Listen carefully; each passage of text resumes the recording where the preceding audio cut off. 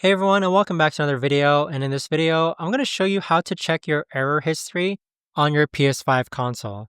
Now, this video is going to be particularly useful for individuals. Let's say that for some reason your PS5 crashed and you want to go ahead and see what that error was about.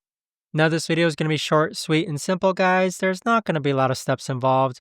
But what we're first going to do is that we're going to navigate to where it says settings right over here. Next, scroll down to where it says system. Next, go to the right, and then you're going to see this option here that says error history.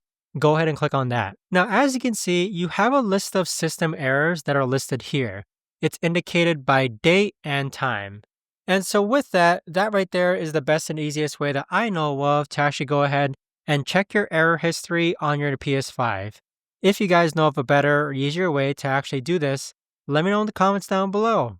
In addition to that, you could actually go ahead and click into an error and it'll show you the app that crashed, it'll show you the system software, it'll show you the date and as well as the error code. But if you guys have any questions, let me know in the comments down below.